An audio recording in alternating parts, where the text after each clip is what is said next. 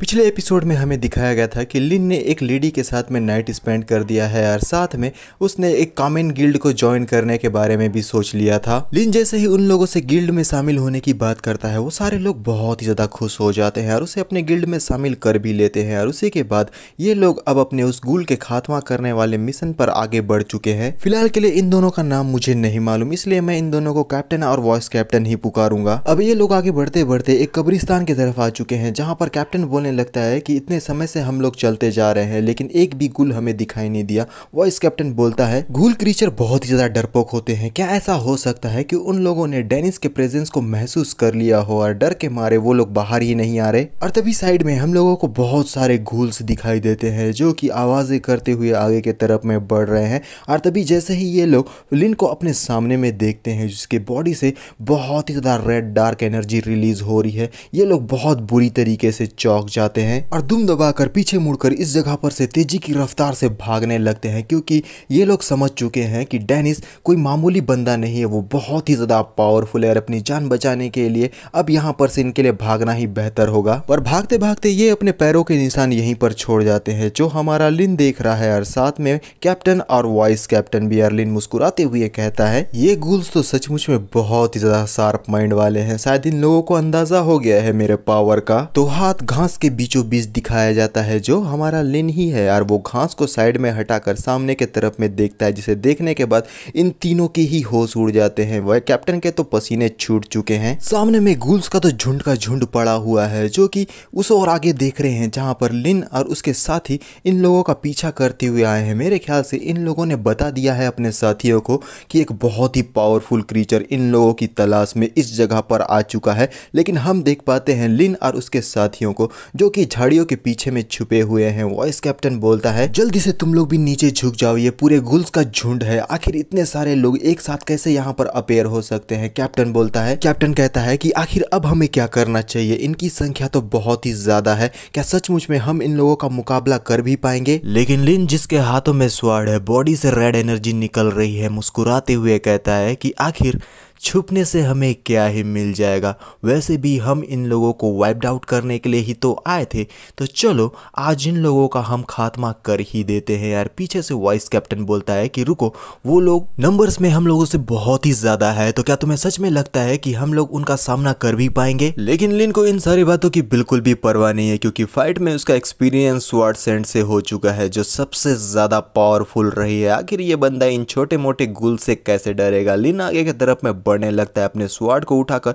एक जोरदार जंप लगाकर इन सारे गूल्स के ऊपर में अटैक करने के लिए आगे बढ़ जाता है। ये सारे गूल्स हमारे लिन को अटैक करता हुआ देखने लगते हैं और बिना देरी के लिन एक ही बार में इन सारे लोगों के ऊपर में कंटिन्यूअसली अटैक करने लगता है और इतना ज्यादा अटैक कर देता है कि ये गूल्स बहुत ही बुरी तरीके से इंजर्ड हो जाते हैं, बहुत बुरी तरीके से दर्द में चीखने चिल्लाने लगे हैं। यहाँ पर तो हमारे लिन ने गूल्स के खून की होली खेल ली है। इस भयंकर मंजर को देखने के बाद कैप्टन और वॉइस कैप्टन के तो होश ही उड़ जाते हैं। वॉइस कैप्टन बोलने लगता है कि आखिर ये बंदा है कौन, वो डायरेक्टली उनके सामने में चला गया और उन सबका एक ही बार में खात्मा करता जा रहा है। और कैप्टन बोलने लगता है कि ये सारे गूल्स इतने ज्यादा ताकतवर होते हैं कि एक रिटायर्ड ड्वार्फ वॉरियर को भी इन्हें डिफीट करने में काफी ज्यादा मुश्किल होती है, लेकिन ये ड्वार्फ तो इन सारे गूल्स का खात्मा ऐसे करता जा रहा है जैसे कि उसके सामने में कोई गूल्स नहीं बल्कि एक चिकन हो। कुछ ही पल की बात थी, लिन ने इन सारे गूल्स का खात्मा कर दिया है और उनके सर को उनके धड़ से अलग करके एक सर को अपने हाथ में रख लेता है और आगे बढ़ते हुए बोलता है कि चलो यहाँ पर का काम तो खत्म हो गया, अब हम लोगों को वापस चले जाना चाहिए। कैप्टन लिन के परफॉर्मेंस से बहुत ज्यादा खुश हो जाता है और कहता है कि यंग मैन,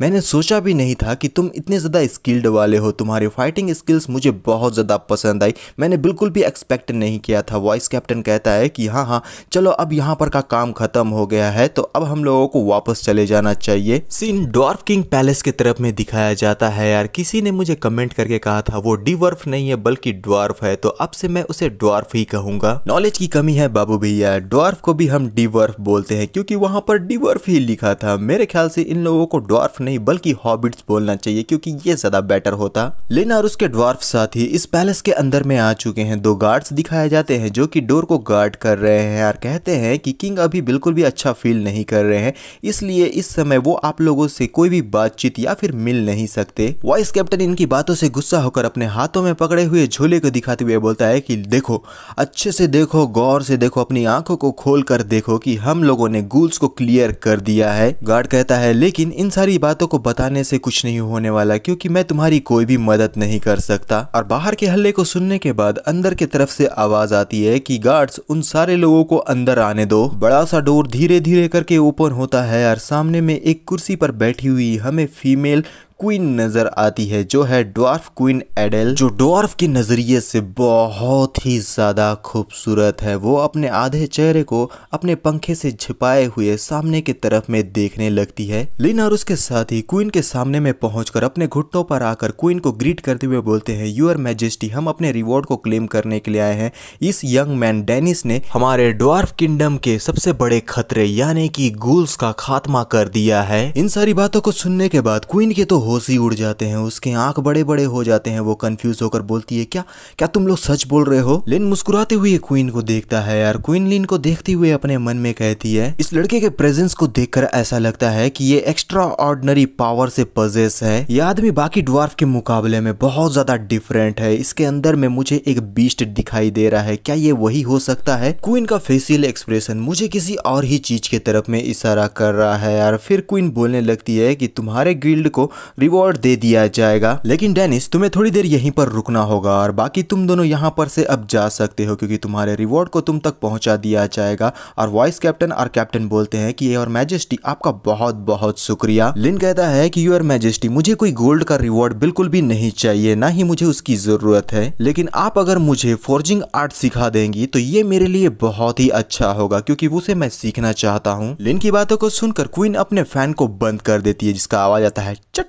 और खड़े होकर लिन की तरफ आगे बढ़ती हुए कहती है कि मुझे तुम्हारे रिवॉर्ड के बारे में ध्यान से सोचना होगा, क्योंकि दशकों से ड्वार्फ किंगडम ने तुम्हारे जैसे जवान, ब्रेव और स्ट्रॉन्गेस्ट ड्वार्फ को नहीं देखा, तो इस मामले में थोड़ा सोचना तो बनता ही है। लिन के बहुत ज्यादा नजदीक जाकर मुस्कुराती हुए कहती है कि मुझे बिल्कुल भी इन गूल्स की परवाह नहीं है, लेकिन इन सब के बावजूद भी अगर तुम्हें फोर्जिंग क्राफ्ट के बारे में सीखना है तो तुम्हें मुझे ऐसा कुछ ऑफर करना होगा जो मुझे चाहिए, जिसे पाने के बाद मैं सबसे ज्यादा खुश हो जाऊं। और लिन अपने मन में कंफ्यूज होकर सोचने लगता है कि आखिर अब इन गूल्स के मुकाबले में मैं इसे ऐसा क्या दे सकता हूं जिसके बाद ये बहुत ज्यादा खुश होकर मुझे इस फोर्जिंग क्राफ्ट के बारे में सिखा दे। आखिर वो कौन सा डील है, मुझे कुछ समझ में ही नहीं आ रहा। ये बड़ी ही शर्मिंदगी की बात है मेरे लिए। अब लिन को कुछ समझ में आया नहीं आया मुझे नहीं पता, लेकिन मुझे समझ में आ गया है कि इस क्वीन को क्या चाहिए हमारे लिन से। अब वो मुस्कुराते हुए कहने लगती है कि तुम मुझे बिल्कुल भी मिसअंडरस्टैंड मत करना। तुम पिछली रात मेरी सिस्टर के साथ में नाइट स्पेंड कर चुके हो, इसलिए तुम पनिशमेंट तो डिजर्व करते ही हो, लेकिन साथ में तुमने गूल्स का भी खात्मा कर दिया है। इस बात को मैं कंसीडर कर सकती हूँ अपने सिस्टर की बात को भुलाने में। ये दोनों ही बातें आपस में ही सेटल हो जाएंगी। और रही बात फोर्जिंग क्राफ्ट की जो तुम सीखना चाहते हो, तो इसके लिए हमें कुछ न्यू टर्म्स एंड कंडीशन के बारे में डिस्कस करने की जरूरत है। सिस्टर वाली बात को सुनकर लिन कंफ्यूज होकर बोलने लगता है कि इसकी सिस्टर, आखिर मैं किसके साथ सोया था? फिर उसे अपने नाइट के बारे में याद आता है, वो ब्लॉन्ड हेयर वाली लड़की। लिन अपने मन में कहता है तो अच्छा ये लड़की इसकी सिस्टर है, मुझे इसके बारे में कुछ भी जानकारी नहीं थी। लिन अपनी सफाई देते हुए कहता है घबरा कर कि मैं अपने दिल पर हाथ रखकर कहता हूँ योर मैजेस्टी, आप मुझे प्लीज